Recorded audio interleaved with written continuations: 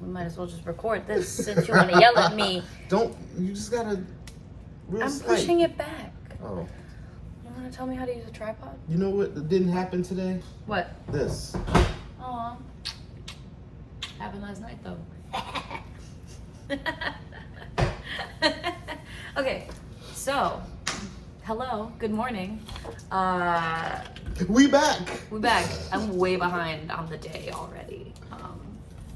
So we're just gonna pour up our coffee, and I had a funny story that I wanted to, not really a story, but okay, I got up in the middle of the night for a funny reason, and the reason is, so yesterday for dinner I made these bomb-ass burgers. Bomb. Shout out to Every Plate, not sponsored, but actually, it was these, but I jazzed them up and I made them fucking delicious. Woo! I put a lot of spices and garlic and stuff in there. It was good. They were so good. And then, Just son of fell a... on it. It's And she fine. doesn't know how to hold on to these things. I Maybe mean- she did. This thing fell all day Let me yesterday. finish my story. Go ahead. Okay, so I made the best burgers ever last night, right? And they were fucking delicious. And they made us super gassy. We've both been gassy. We're keeping it I real. have not been gassy.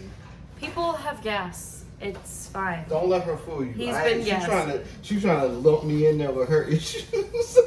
Anyways, but nonetheless, they were delicious. But I put so much garlic in them that my breath was so hot after brushing, even after brushing my teeth last night. And I said it in bed. I'm like, my breath just tastes like garlic. Like, what the fuck? And I woke up in the middle of the night, and it was probably like 3 a.m. And my breath was so bad that I had to get up and brush my teeth because I couldn't go back to sleep because my breath was just so hot. It was just garlic. I could have killed a vampire. What? The real coffee creamer. Just fuck me, right? Yep. Just fuck my whole story. Yes. Cool. I wasn't gonna say anything. I was just gonna show it. But yeah, I didn't have the privilege of smelling that hot breath last night. Thank goodness. Yeah. It was just funny. I woke up in the middle of the night to brush my nasty, funky teeth. You got an alarm going off? I don't know what that is. It's a beautiful lullaby. It's gonna put me back to sleep. Thank you for the coffee. You're welcome. Look at that. That's service right there. You just pose it up. I'm just gonna yell over this alarm. I'm going to get it. I can't get it and pour coffee. Yeah. So I'm hijacking the show right now, okay? I guess not. We should have started dancing. Oh, that's such a cute photo of us. It is, ain't it?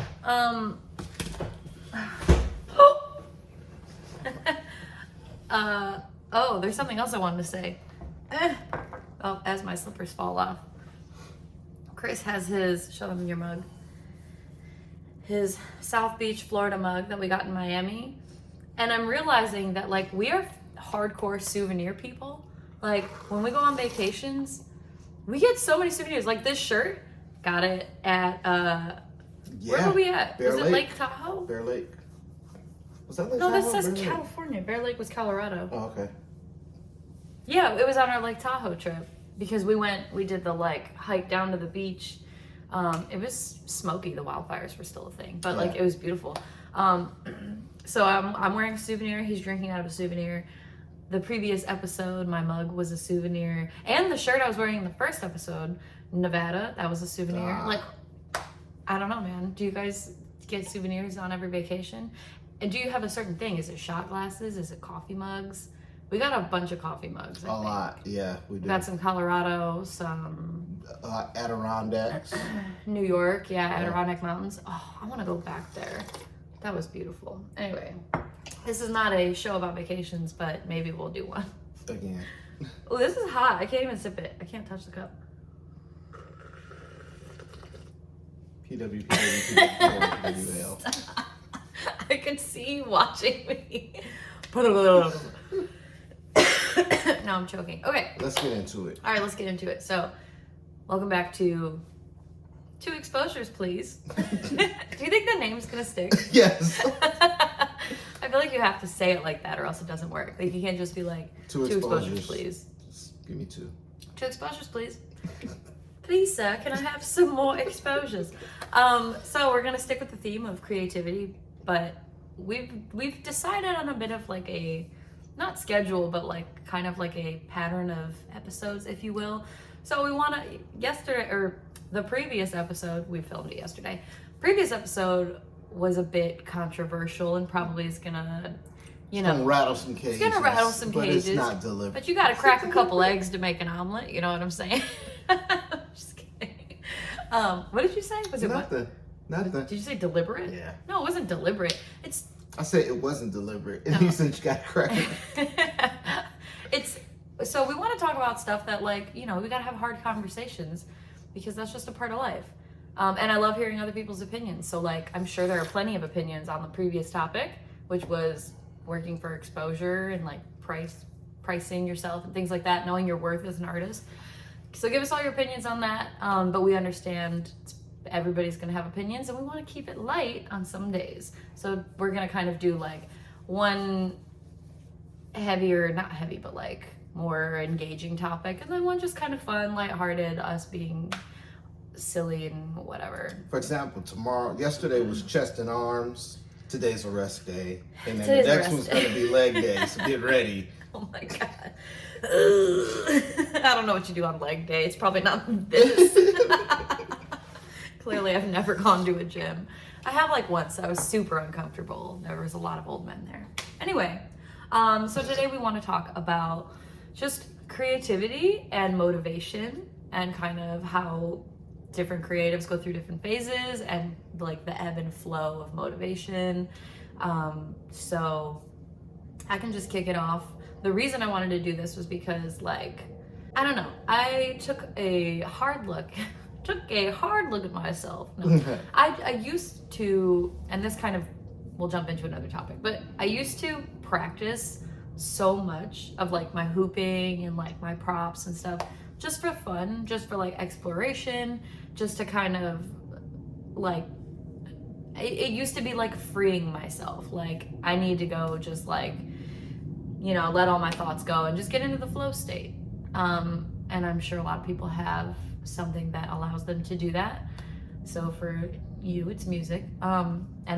He's a fucking creative man in many ways. But so yeah, I guess sometimes, and more recently since like COVID, really, I've just my motivation to like do the thing for fun has just kind of plummeted. And I still go to like my flow festivals and hang out with my flow friends, and we get together and we do the things, and I practice with my performance groups, but like very rarely do I just pick up a hoop now and just like do it for fun. Maybe it's because I'm so busy all the time now. I don't know. Or maybe it's just a lack of motivation. What's your experience? I don't think it's a lack of motivation. I think you're so busy doing it as a job.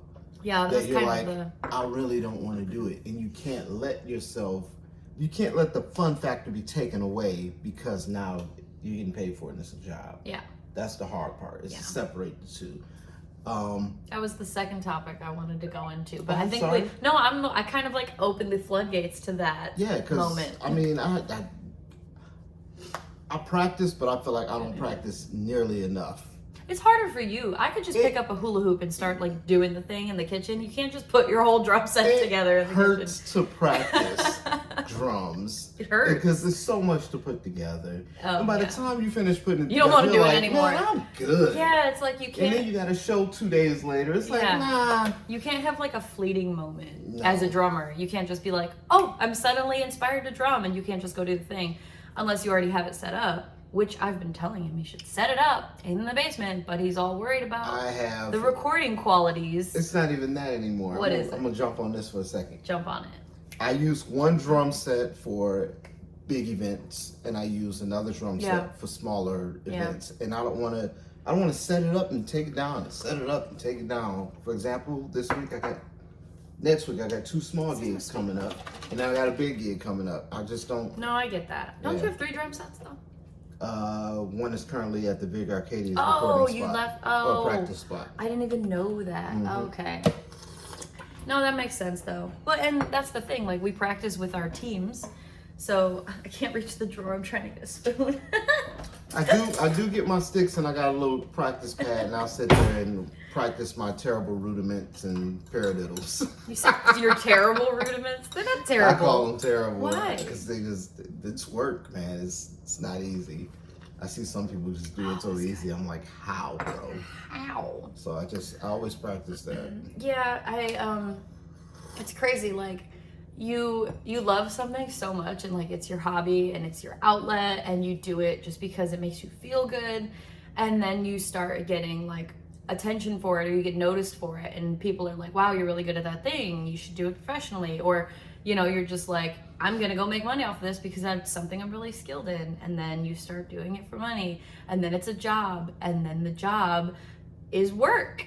And so you want to separate work from play in your mind, but when your work is your play, how the fuck do you separate the two? If y'all have an answer to that mystery, let us know. I'm just, it's this weird, I think that's why I love going to those festivals so much, because I'm not there to perform. Sometimes I'll perform, but like not this year I didn't. And it felt so good to I was just there to learn and practice and have fun, and there was no pressure. I did teach at one of the events, but like it was just a lot less pressure on yourself, because when you put all that pressure on yourself just constantly, it just takes all the fun out of the thing that you love to do, and that's fucking sad. And this wasn't supposed to be a heavy episode, but now I'm depressed. I'm just kidding. Depression. Scramble your egg to get rid of some of that depression. You can scramble me an egg. You might be a little hungry. Better crack a couple eggs to make an omelet. Jesus. If you know who said that, comment down below. If you know what quote that's from. Yeah, once you start getting money for it, it's a wrap. It changes everything, because you are now obligated to perform at that skill level or higher than what that person saw. Yeah. You can't just go and goof around now, because you don't want to get fired, and you don't want to mess up. It's funny how that happens. But yeah, musicians get fired. When you set an expectation, I feel like you can't just like, it's like a fire under your ass, for me, a literal fire under your ass to constantly like, okay, I got to put on a better show for this person than I did last time. Or not always. It just depends on the type of event. For me, it's different, because like if I'm performing at a venue that I've performed at previously, there's going to be different people there watching. So, Joe Schmo, who's there today, hadn't seen me perform last weekend or whatever. So I could do if I'm like tired, I could just do half of what I did last time, and he'll never know. He's still in awe of the fire. It's just... But she never does that. I don't. I'll be like, I went so hard last night, I'm just going to take it easy today. And then I'm like out there just I've seen it live. This is how I do it. She's gone. This is what I do with fire. I'm just going to go to this little cafe and play a little Just gonna I'm gonna use my brushes. Said Chris never. I will use brushes when brushes are necessary. When brushes become loud. When they're made of steel. When I play jazz, I use brushes. You don't play jazz. Boy, you picking at a scab right now. I know, sorry. Ooh. It was funny. So now I have a question for you and for you. Oh my god, I feel like Steve from Blue's Clues. Like I'm like talking to the camera. Between two ferns. You should put ferns up. It should be something else though. No, we already have a name. Don't fuck with me like that. But no, I feel like I'm like, hello there. Did you see a clue? Oh my god, stop. I'm sorry. I'm a millennial. So what was I gonna say? Oh, my question for you is when are you most creative? Like, oh my gosh. Is it a certain time of day? Is it when you're doing a certain thing? Or like, when do you have the most creative ideas? I have a lot of creative things that I do. Are you on sleeping pills? Because that's he's like a hard powering question. down. That's a hard question for me, because I draw, and sometimes I don't draw nearly as much as I used to. Can we list all the things? And I don't write as much as I used to. He's an author of a science fiction novel series, might I add. It's 2 books. Published. It's a series. It's 2 books. That's a series. There's more than one. Okay. Author. I was gonna say drawer. The word artist just wasn't in my head. Artiste. He's a drawer. He draws. Drummer. I have. Actor. He's an. Oh my God, we have a mail slot. Every time the mailman. I want to just be like, what? Scares the shit out of me. It's like a rusty mail slot, just like your mom. Oh, it was good. You're welcome. She wasn't talking about you, Mom. Not your mom. Okay. Oh my God, no, it was them. It was their mom. They know. Just kidding. But my inspiration, we just got to move ahead. Yeah, I know. I'm sorry. It happens mainly, I think, at night. I'll be sitting there and be like, huh. Mm-hmm. Huh. And I'll go get my little pad or write something, or I'll get my sketch pad and sketch something out. As far as drums go, my inspiration for that comes after hearing or seeing something. I'm like, ooh, I want to learn how to do that. I want to figure that out, and then I'm going to switch it up, make it my own. And yeah, I study that, and then I'll actually do it, not thinking about it. Yeah, we're both night owls, and I used to be my most creative at night. I think it was just in the before times, before COVID. Yeah. Like, it'd be nighttime, and I would just like put on some music and pick up my hoops and start hooping. And now I feel like I get most of my ideas when I'm driving, which is rare because I work from home and I don't drive a lot, or in the shower, or if I can't sleep and like your brain is just going and like you just have so much to think about, which like my brain is, it never stops. It's just never quiet. So yeah, I don't, just because I have a lot of ideas doesn't mean they're always good ones. And for me,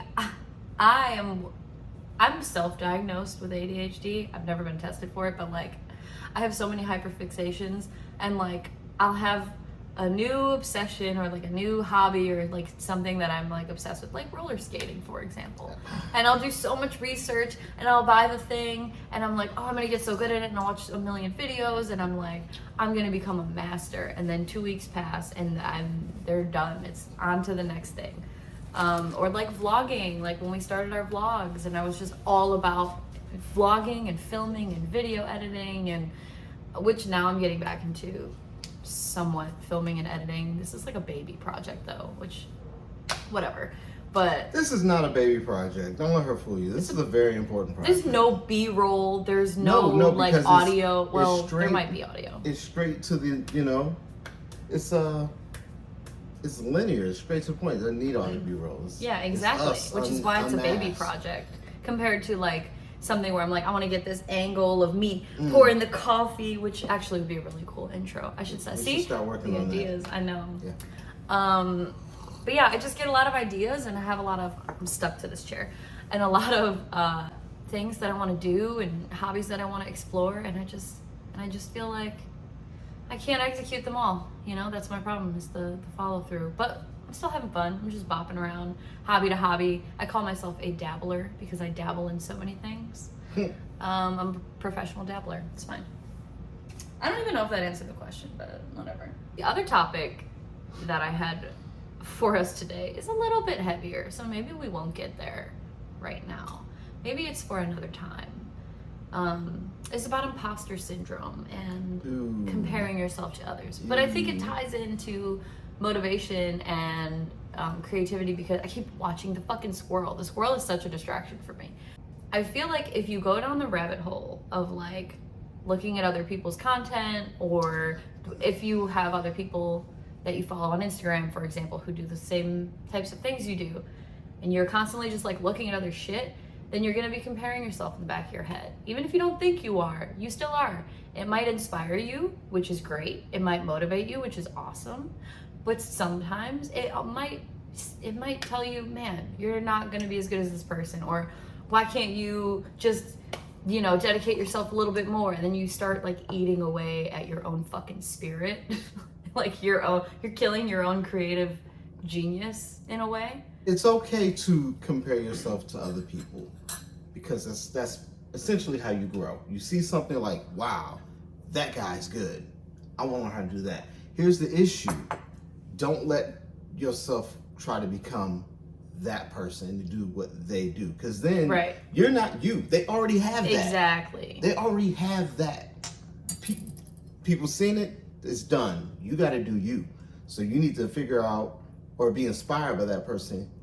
Take what you like and what you enjoy, make it your own, but don't copy the whole thing. There's plenty of drummers I love out there that I'm like, man, they're crazy sick. I wish I could do that. And I'm like, why would I want to do that? They're doing it already. Do something different. So yeah, that I have a whole conversation planned for us. Not planned conversation, but like I wanted to touch on that, but we'll do it another day. Talking about inspiration and where we draw our inspiration from, and just things of that nature. Because I have a lot to talk about with that topic. Did we not keep it lighter today? The goal was to keep it a little lighter. I don't know. Still seems like it's a little controversial, but it's fine. In the end, I have a half cup of coffee because I talk too much. So now I'm going to do a song and dance for us for the next few minutes.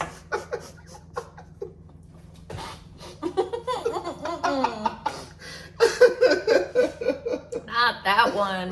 Don't do that. Yeesh. Oh, man. Pink. Are we high-fiving? Is that what we're doing? Wow. I'm sorry. We're done. No, we're not. Yes, we're turning this off. No. Okay, well, thanks for playing. Thanks for coming to our show. 2 exposures, please. That's so great. And we'll catch you on the next one.